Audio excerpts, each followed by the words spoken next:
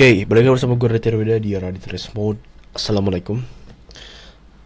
Oke, jadi lagi-lagi ayat dan surat Al-Quran yang pasti cocok banget untuk kaum pemuda gitu kan. Dan ini berkaitan dengan finansial, berkaitan dengan kekayaan dan hal semacamnya yang menjadi suatu acuan bagi para pemuda. Jadi gue ingin di video gue kan gue sering berkaitan dengan Islam gitu kan bro.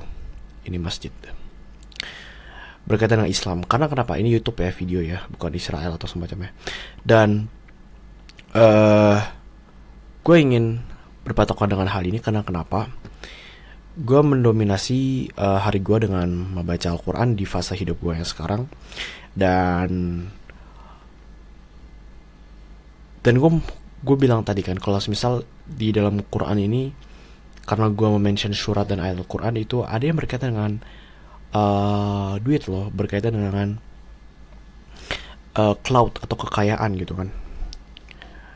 Nah, biar apa? Biar suatu halayak ramai atau para kaum muslimin itu gak cuman tahu kalau misalnya belajar Al-Quran atau belajar agama Islam atau lu baca spesifiknya lu baca Al-Quran itu bukan semata-mata peringatan doang akan surga dan juga neraka.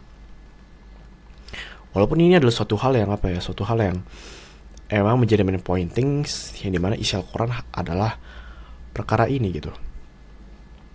Perkara ini. Cuman ya kita ambil aja step by stepnya gitu loh. Ambil secara step by stepnya, yang dimana di takhta tertingginya itu Al-Quran itu berkaitan dengan neraka dan juga surga gitu kan.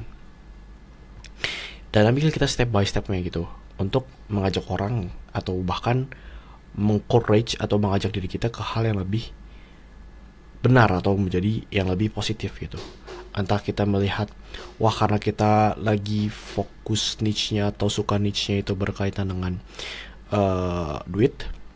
Di situ juga ada duit karena ada yang namanya nabi yang punya kerajaan, duit dan hal semacamnya, itu Nabi Sulaiman, Nabi Daud kan. Nabi Daud itu menurunkan kerajaannya ke Nabi Sulaiman dan hal semacamnya.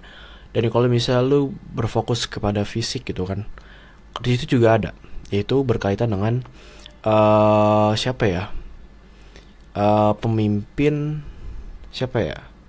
Kalau nggak salah ya, belum malam kaumnya Nabi Musa, yang dimana di situ ada pemilihan pemimpin dan dipilih itu siapa ya namanya, lupa gue. Yang dipilih gue nggak tahu nama siapa, dan akhirnya kaumnya itu nolak karena dianya itu yang jadi pemimpinnya itu nggak punya kekayaan yang lebih. Cuman Allah memilihnya, Tuhan memilihnya karena apa? Karena fisiknya bagus dan ilmunya gitu. Dan lu bisa pakai gitu. Dan secara step by step akhirnya belajar suatu banyak hal di Al-Quran tersebut. Gue tidak capek atau bosan dalam fase hidup gue ini untuk memberitakan ayat dan surat Al-Quran.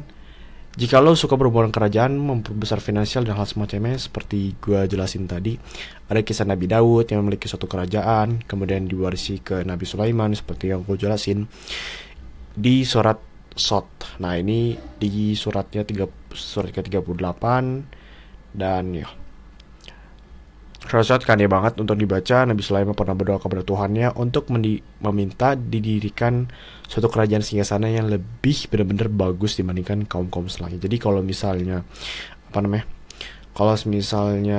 di era modern ini itu yang paling kaya siapa ya? Yang paling kaya siapa sih?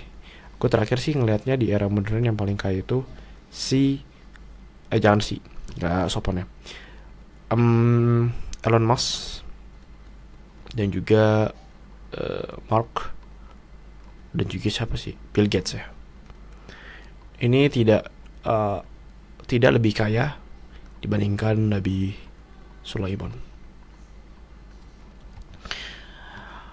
Alam bro, ini menandakan berapapun orang kaya di era modern ini yang pasti yang tadi gue jelasin.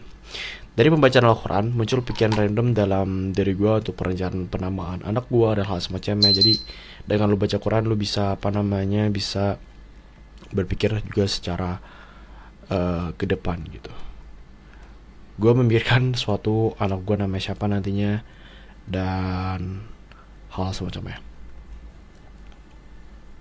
Nama anak pertamanya ya ini bisa jadi beda, cuman ini adalah perencanaan gue di fase hidup gue sekarang, yaitu Daud Abdurrahman, dan juga nanti dipanggilnya tuh Abdur dan hal semacamnya, dan Abdullah Ahmad Sulaiman.